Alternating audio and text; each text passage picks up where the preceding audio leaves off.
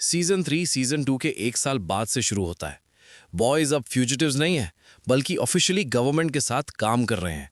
Victoria Newman का bureau of super hero affairs और the boys इसके अंदर काम कर रहे हैं। आयरनी, वो न्यूमैन जिसने CIA डायरेक्टर का सर फाड़ा था, उनकी बॉस है, और यूई को अभी तक ये पता नहीं।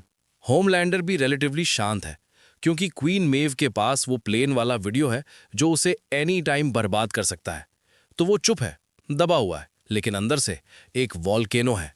स्टारलाइट, एनी, अब एक राइजिंग स्टार है द 7 में। पब्लिक उसे लव करती है, लेकिन होमलैंडर को ये बिल्कुल पसंद नहीं। और बिली बुचर, वो रायन, बेका का बेटा, पर नजर रख रहा है दूर से। बेका की याद अभी भी उसे जीने नहीं देती। इस सीजन का सबसे बड़ा गेम चेंजर है टेम्प वी। बॉयज को पता चलता है एक ऐसी ड्रग के बारे में जो टेम्पररीली एक नॉर्मल इंसान को भी सुपर पावर्स दे सकती है, 24 घंटे के लिए। लेकिन कैच, इसको बार बार लेने से ब्रेन में परमानेंट डैमेज होता है, और ज्यादा यूज, डेथ। बिली बुचर इस ड्रग को सीक्रेटली देने लगता है। क्यों? क्योंकि होमलैंडर को मारने के लिए उसे किसी और की नहीं, अपनी ही पावर चाहिए थी।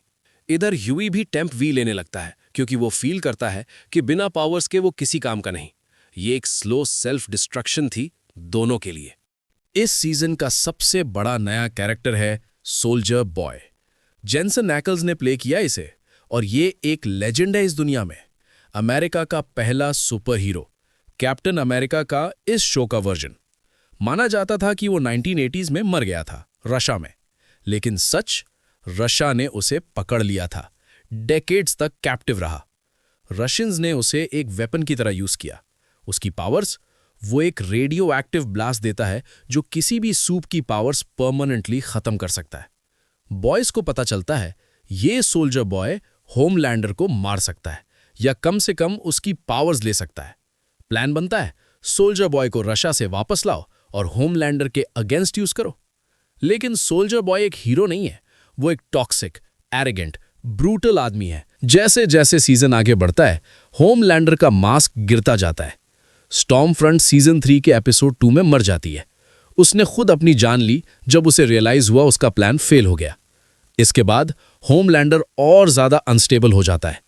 स्टारलाइट और एक नए 7 मेंबर सुपरसोनिक एक सीक्रेट प्लान बनाते हैं होमलैंडर को नीचे लाने का।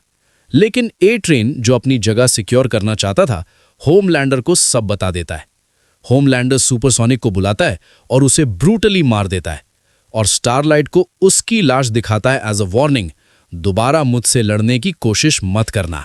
रिसर्च करते करते पता चलता है सोल्जर बॉय होमलैंडर का बायोलॉजिकल फादर है।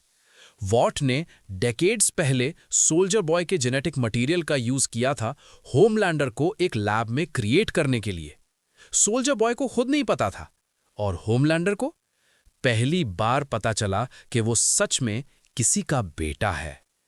इस रेवलेशन के बाद होमलैंडर सोल्जर बॉय से मिलना चाहता था। वो चाहता था एक फैमिली, एक बाप। वो कहता है, हम साथ मिलके कुछ बना सकते हैं। लेकिन सोल्जर बॉय ने जो जवाब दिया, वो इस पूरे सीजन का सबसे डेवस्टेटिंग सीन है। सोल्जर बॉय ने होमलैंडर को क्लियरली कहा, तू मेरी उम्मीद पर खरा नहीं उतरा, मुझे तुझसे शर्म आती है। होमलैंडर, जो हमेशा लव और एक्सेप्टेंस ढूंढता रहा, अपने ही बाप से ये सुनने के बाद वो कंप्लीटली टूट गया और डेंजरस हो गया। ब्लैक नुआर, जो जानता था सोल्जर बॉय होमलैंडर का बाप है, लेकिन छुपाता रहा। होमलैंडर ने उसे इन कोल्ड ब्लड मार दिया जब ये सच सामने आया। सोल्जर बॉय कंट्रोल से बाहर जा रहा था। वो टावर में ब्लास्ट करने वाला था जो पूरे बिल्डिंग को तबाह कर देता। मेव, जो पूरी सीजन के साइडलाइंस पे थी, अब काम में आई। वो सोल्जर बॉय को रोकने के लिए सच में अपनी जान लगा देती है। सोल्जर बॉय को पकड़ के वॉट टावर से बाहर ले जाती है, और नीचे सोल्जर बॉय का ब्लास्ट होता है। सब सोचते हैं मेव मर गई, लेकिन बाद में पता चलता है वो अलाइव है। उसकी पावर्स चली गईं परमानेंटली, लेकिन वो जिंदा है, एक नॉर्मल जिंदगी के लिए फ्री। सोल्जर बॉय को वापस क्रायोस्टेसिस में डाल दिया जाता है।